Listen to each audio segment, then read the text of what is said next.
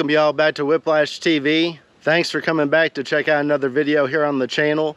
Today I'm going to show y'all a new ride that my wife and I got, and just kind of show y'all it a little bit, and then we're going to get right into some exhaust mods today, which will be, you know, applicable to all of your like Chevy Suburban, Chevy Tahoe, GMC Yukons, both Yukon and XL, all that stuff. So I appreciate y'all tuning in and checking this video out. Don't forget to hit that thumbs up, and don't forget to subscribe, because you don't want to miss what else is coming for this Suburban.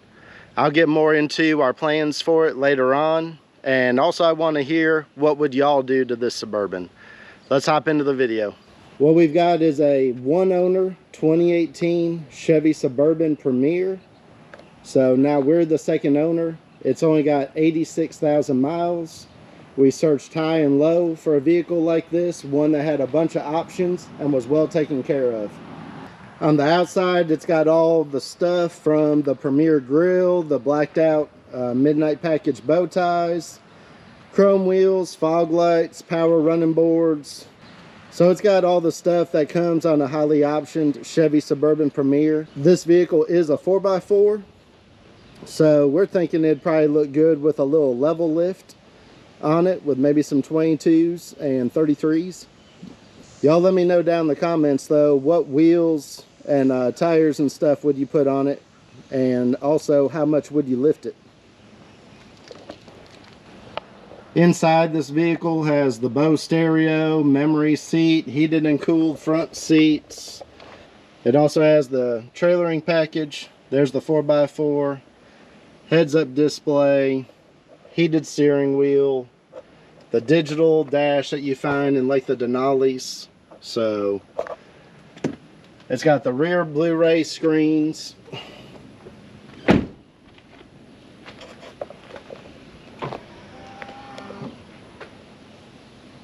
So like I said, it's got just about everything.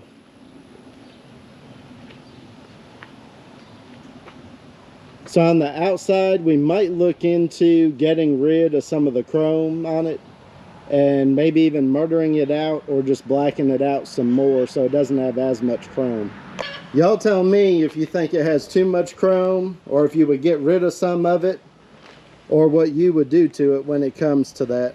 So now we're going to hop right into what we're going to do for the exhaust. And y'all know I always try to do things right, but if I can, I always try to do them on a budget as well. So we're going to get rid of the massive stock muffler and put on this Magnaflow knockoff muffler. This is a very economical way to do this. We're going to put a black tip on the vehicle in this case, since it is mostly black. And I'm not looking to have something like stand out real big out back. And then this muffler is by Total Flow. It essentially is a Magnaflow knockoff muffler is what it seems to be. Stainless steel construction, 3-inch in and out. And when you take a look at this muffler, it's a straight through design. So with the straight through design, it's going to maximize horsepower and torque on this vehicle, and making it efficient will help fuel economy. And then the packing around the perforated center section will help to keep some of the noise down as well, while giving us a tone that we're looking for. Alright, so now we're going to take a little listen to how the vehicle sounds on startup right now, and also a little rev. And then also I'll give you some more sound clips after the exhaust is done. So let's check out how it sounds currently.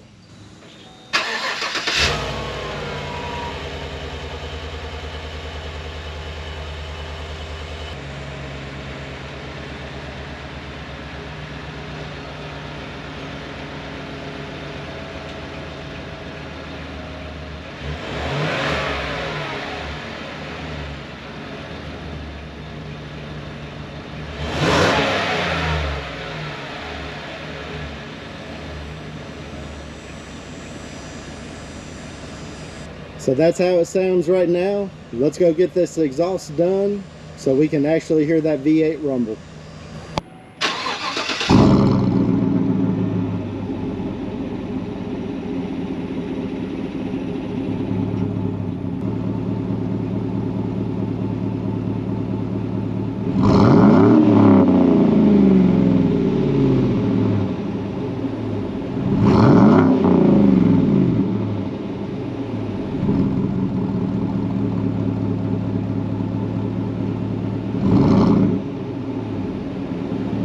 So as you can hear in the video, it sounds much better.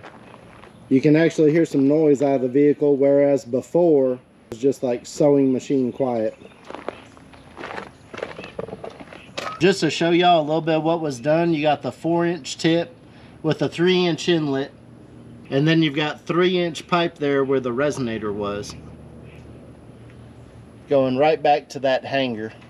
So back here you've got some 3-inch pipe to make up the difference of the big factory muffler,